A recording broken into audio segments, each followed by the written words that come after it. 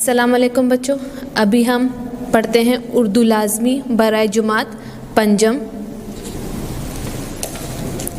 سبق ہے درد دل کے واسطے پیدا کیا انسان کو، مطلب دوسروں کے درد کو سمجھنے کے لیے انسان کو پیدا کیا۔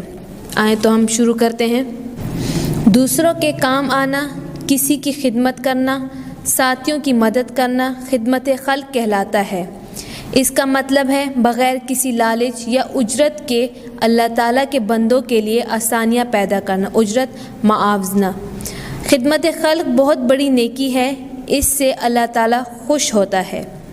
اچھا انسان وہی ہوتا ہے جو دوسرے انسانوں کے کام آتا ہے، وہ کسی کو تکلیف یا مصیبت میں نہیں دیکھ سکتا، اس کے اندر ایثار و قربانی کا جذبہ بہت زیادہ ہوتا ہے، وہ اپنے آرام و سکون کو دوسروں کے آرام و سکون پر قربان کر دیتا ہے۔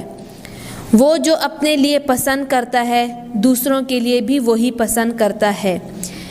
جس گھر، محلے، شہر یا ملک میں ایسے انسان زیادہ ہوتے ہیں وہاں پیار، محبت، امن، سکون اور بھائی چارے کی فضا قائم رہتی ہے۔ بھائی چارہ، بھائی بھائی۔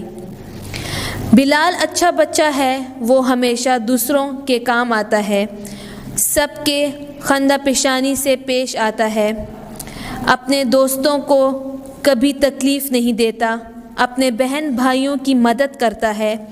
اس کے والدین جب اسے کوئی کام کہتے ہیں تو وہ فوراً کر دیتا ہے۔ جب بھی اس کے پڑوسی اسے کوئی چیز بازار سے لانے کو کہتے ہیں تو وہ ان کا کہنا مانتا ہے۔ اس کے گھر کے دروازے پر جب کوئی فقیر آ جائے تو وہ اسے خیرات ضرور دیتا۔ بلال اچھا بچہ ہے، وہ ہمیشہ دوسروں کے کام آتا ہے، سب سے خندہ پیشانی سے آتا ہے، خندہ پیشانی خوش اخلاقی، اپنے دوستوں کو کبھی تکلیف نہیں دیتا، اپنے بہن بھائیوں کی مدد کرتا ہے۔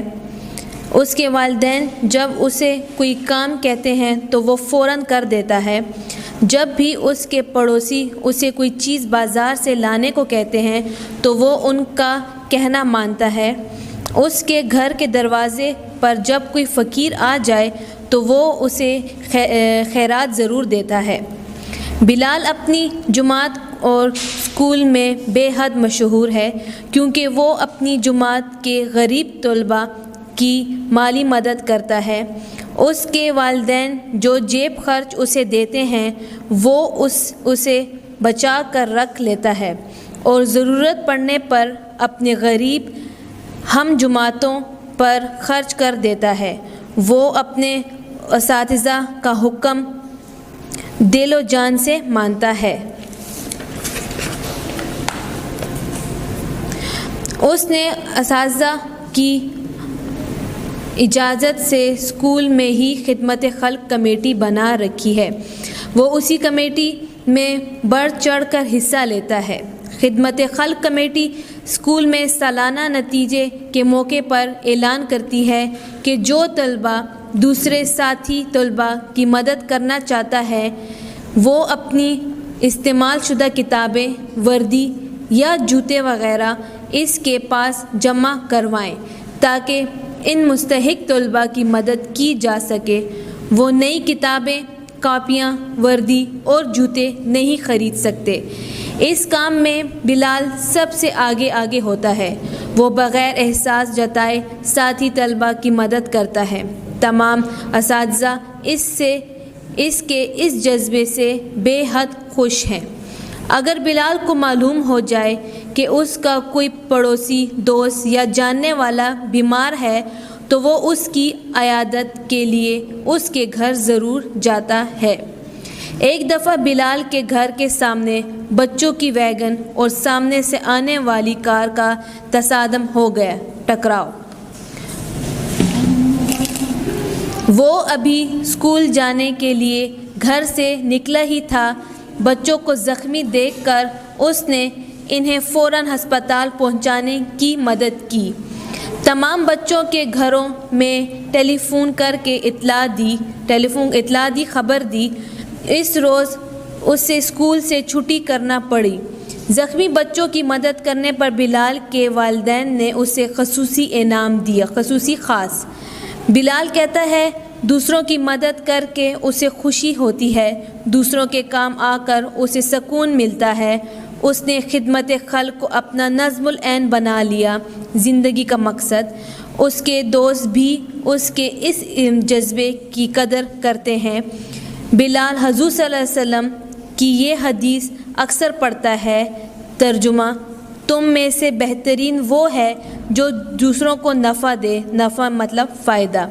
علامہ اقبال نے کہا تھا، ہیں لوگ وہی جہاں میں اچھے، آتے ہیں جو کام دوسروں کے۔ سوالات جوابات۔ سوال نمبر 1، بلال کی کم از کم 3 خوبیاں بیان کریں۔ جواب: بلال دوسروں کے کام آتا ہے۔ نمبر 2، بلال کے اندر ایثار اور قربانی کا جذبہ تھا۔ نمبر 3، بلال دوسروں کو تکلیف میں نہیں دیکھ سکتا۔ سوال نمبر 2، خدمت خلق سے کیا مراد ہے؟ خدمت خلق سے مراد بغیر لالچ کے لوگوں کی خدمت اور مدد کرنا۔ سوال نمبر 3، بلال نے زخمی بچوں کو کیسے مدد کی؟ جواب: بلال نے زخمی بچوں کو ہسپتال پہنچانے میں مدد کی اور ٹیلی فون کر کے ان کے والدین کو اطلاع دی۔ سوال نمبر 4، مستحق طلباء کی مدد کے لیے بلال کیا کرتا تھا؟ بلال نے اپنے اسکول میں خدمت خلق کمیٹی بنا رکھی ہے جو استعمال شدہ کتابیں، وردی اور جوتے وغیرہ مستحق طلباء کو ضرورت پڑنے پر دیتی ہے۔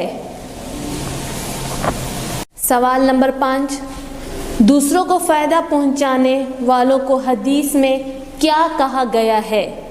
جواب: دوسروں کو فائدہ پہنچانے والوں کو حدیث میں بہترین شخص کہا گیا ہے۔ سوال نمبر 3 پہ آتے ہیں، مندرجہ ذیل الفاظ کو جملوں میں استعمال کریں۔ پہلا جملہ، نظم العین، میری زندگی کا نظم العین اچھے کام کرنا ہے۔ خندہ پیشانی، ہمیں ہر ایک سے خندہ پیشانی سے پیش آنا چاہیے۔ نمبر 3، اجرت، مزدور کے کام کی اجرت اس کے پسینے خشک ہونے سے پہلے دینا چاہیے۔ نمبر 4، مستحق، زکوٰۃ کی رقم مستحق افراد کو دینی چاہیے۔ نمبر 5، عیادت کرنا، مریض کی عیادت کرنا ثواب کا کام ہے۔ گھر کا کام، سوالات جوابات، الفاظ معنی اور الفاظ جملے یاد کیجیے۔ شکریہ۔